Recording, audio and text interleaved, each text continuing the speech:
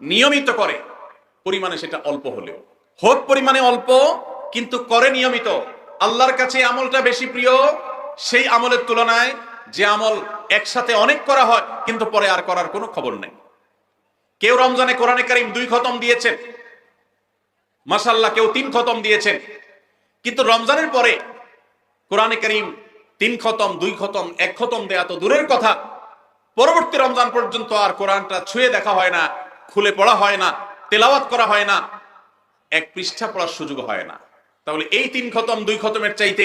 রমজানে কেউ যদি 1 খতম কোরআন দেন অথবা তার চাইতে কমও কোরআন তেলাওয়াত করেন, কিন্তু রমজানের পরে সেই কোরআন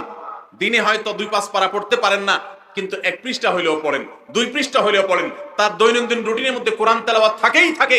আল্লাহর কাছে ওই 3 খতম দেওয়া কোরআন তেলাওয়াতকারীর চাইতে মাত্র 10 পারা কোরআন তেলাওয়াত করেছেন যিনি রমজানে, কিন্তু রমজানের পরেও সেটাকে ধরে রেখেছেন,